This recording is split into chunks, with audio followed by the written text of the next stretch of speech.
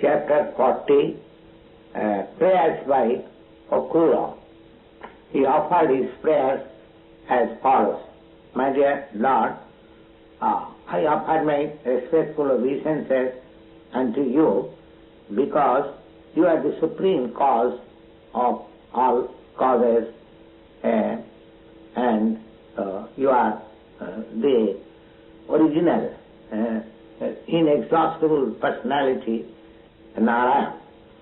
From your navel there was a lotus flower grown, and from that lotus flower Brahmā, the creator of this universe, was also born. So accepting Brahmā as the cause of this universe, you are the cause of all causes. The material cause of this cosmic manifestation, like earth, water, fire, air, sky, egotism, and the total material energy, nature, the marginal energy, living entities, mind, senses, the sense objects, and the demigods who control the affairs of this cosmic manifestation, all of them combined together are produced from your body. You are the Supersoul of everything, but nobody knows your transcendental force. Everyone within this material world are influenced by the modes of material nature. Even demigods like Lord Brahmā, being covered by the influence of material nature, do not know exactly your transcendental existence beyond the cosmic manifestation of three modes of material nature.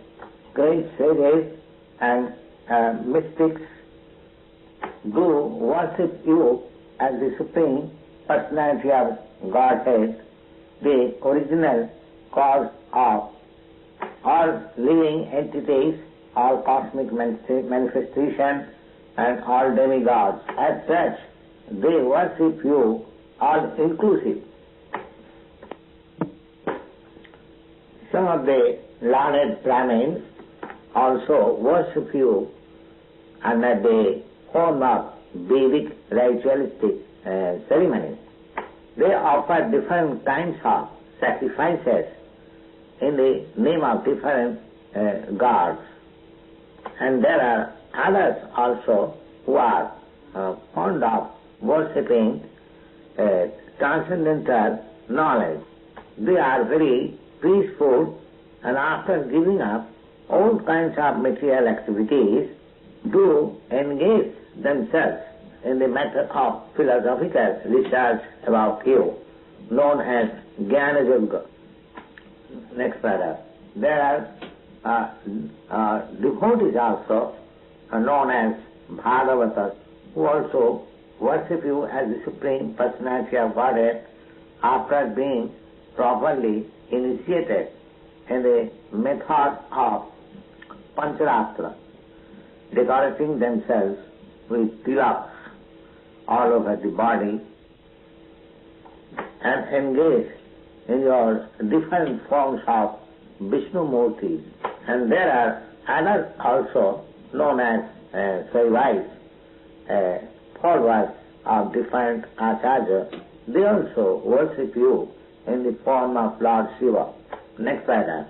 It may be noted in this connection that as it is stated in the Bhagavad Gita, that the worship of any other demigod also indirectly worship of the Supreme Lord, but such worships are not in the regular order, because the worshipable Lord is the Supreme Personality of Godhead, Nārāyaṇa, and other demigods like Brahma, Shiva, they are incarnation of the material qualities, which are also emanation from the body of Nārāyaṇa. Practically, there is nobody existing even except Nārāyaṇa, the Supreme Personality of Godhead. But it does not mean that the worship of demigods are equal to the worship of Nārāyaṇa. Akrura said, those who are devotees of the demigods, and although their mind is fixed in that particular demigod, still, because you are the Supersoul of all living entities, including the demigods, therefore, worship of such demigods indirectly goes to you. The worshippers of demigods may sometimes reach you exactly like some of the small rivers after coming out of mountains during the rainy season runs towards the sea, but some of them may not reach up to that point, and some of them may reach. Similarly, the worshipper of demigods may reach you or may not reach you. There is no such guarantee. It depends on the strength of the worshipper of the demigods. According to Vedic principle, whenever there is some ritualistic ceremony for worshipping a particular type of demigod, there is worship of Nārāyaṇa also. Because as it is stated in the Bhagavad Gita, the demigods, as they are, cannot fulfill the desire of the demigod worshipper without the sanction of Nārāyaṇa or Krishna. The exact word used in this connection in the Bhagavad Gita is Mayaiva Vihitan Hitan, which means that the demigod can award some benediction after being authorized by the Supreme Lord. So, if the demigod worshipper comes to the senses that the demigod can offer benediction after being empowered by the Supreme Lord, then why not worship the Supreme Lord directly? Such worship of demigod may come to the point of the Supreme Personality of Godhead, but others who take the demigod as all in all, they cannot reach to the ultimate goal. Next one. My dear Lord, the whole world is filled up with the three material modes of nature, namely goodness, passion, and ignorance, and everyone within this material world is covered by these modes of material nature, including Lord Brahmā, down to the immovable plants and trees. My dear Lord, I offer my respectful obeisances unto you because you are beyond the influence of these three modes of material nature. Otherwise, everyone is being carried away by the waves of these three modes of material nature. My dear Lord, the fire is your mouth, the earth is your feet, the sun is your eyes, the sky is your navel, and the direction are your ears, the space is your head, the demigods are your arms, and the oceans and seas are your abdomen, and the winds and air are your strength, and vitality. All these plants and herbs are here on your body. Clouds are your hairs, the mountains are your bones and nails. The days and nights are twinkling of your eyelids. The Prajapati is your genital and the rains are your semina.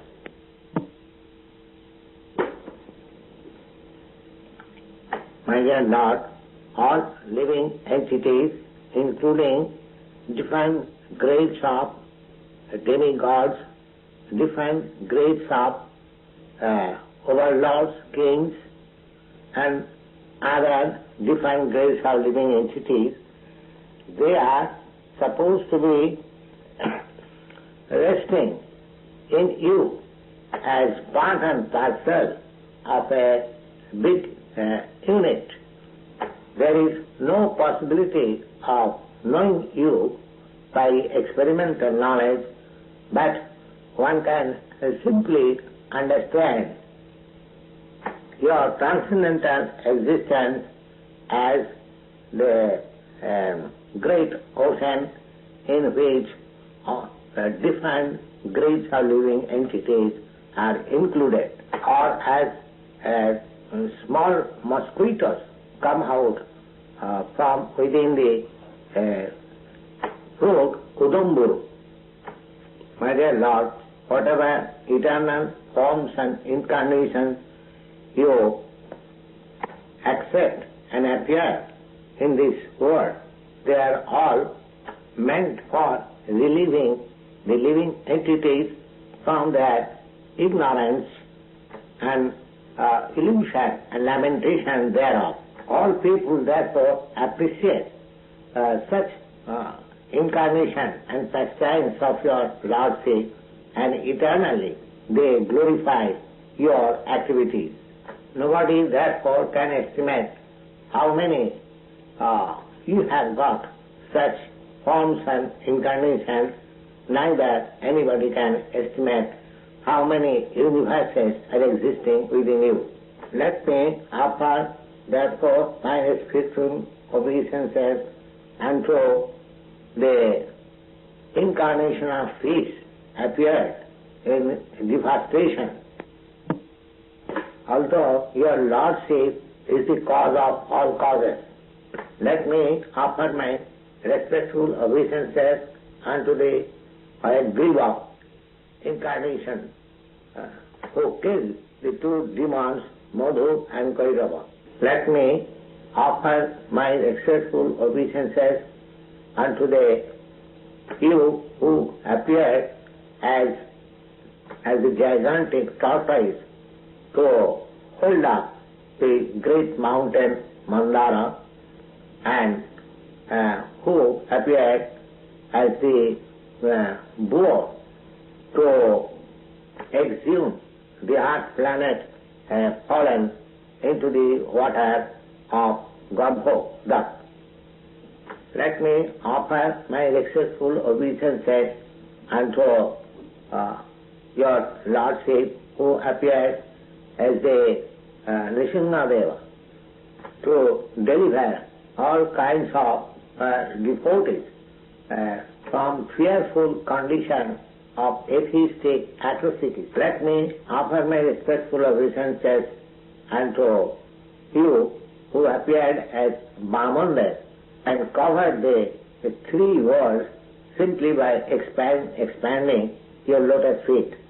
Let me offer my respectful obeisances unto you who appeared as the Lord of the Prabhus in order to kill all the infidel administrators of the world. And let me offer my respectful obeisances unto you who appeared as Lord Brahmā to kill demons like Ravana, and as such you are worshipped by all devotees as the chief of the dynasty of Raghu, Lord Ramachandra. Let me offer my respectful obeisances unto you who appears as the Lord Vasudeva, Lord Sankarshan, Lord Pradyumna, and Lord Anuruddha. Let me offer my respectful obeisances unto you who appears as Lord Buddha in order to bewilder the atheistic and demonic persons. And let me offer my respectful obeisances unto you who appears as Kalki in order to chastise the so-called royal orders degraded to the abominable condition of the mlecchas or beyond the jurisdiction of Vedic regulative principles.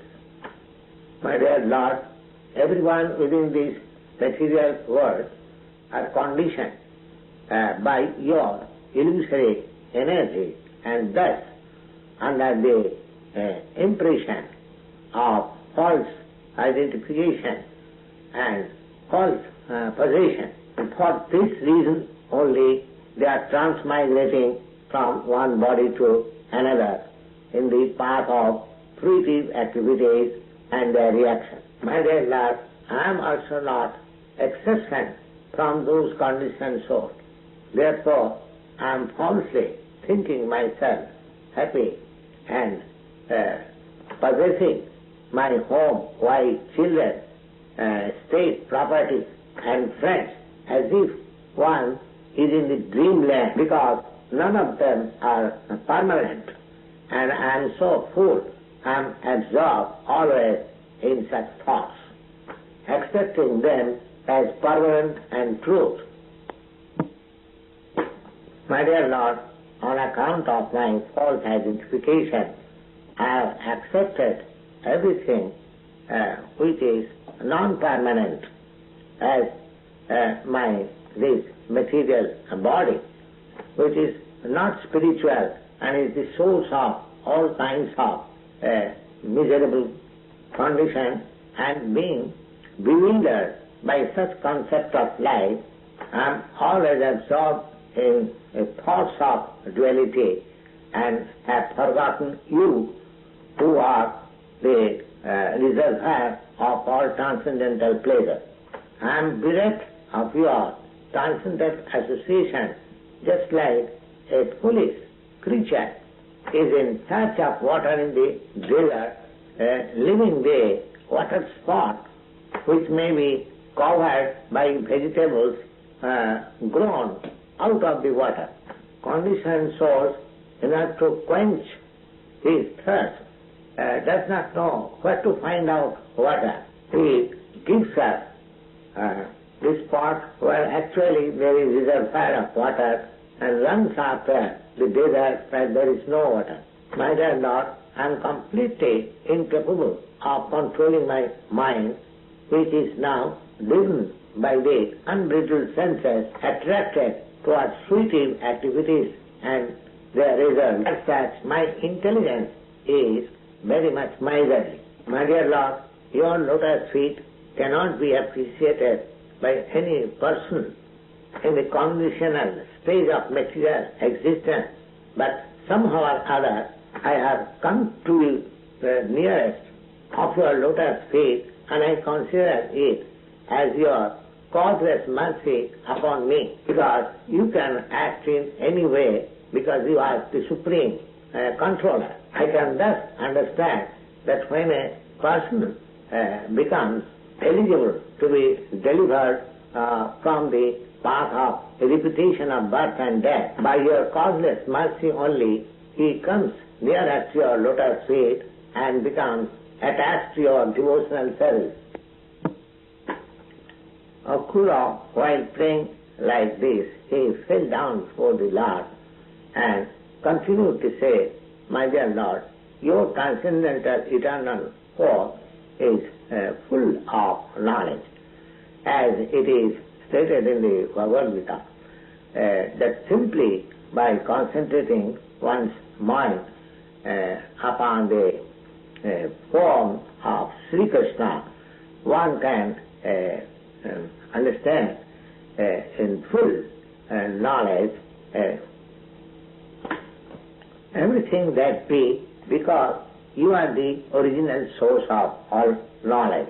You are the supreme power force possessing all kinds of energies, are the Supreme Brahmā and Supreme Person, Supreme Controller and Master of the material energy.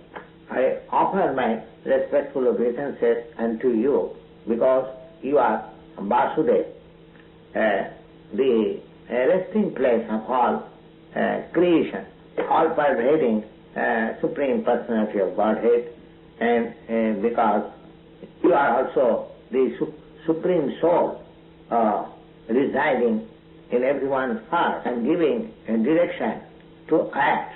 Now, my Lord, I completely surrender unto you. Please give me your protection. Next verse. Thus ends the Bhaktivedanta part of the 40th chapter, Krsna, in the matter of prayers by Akrura.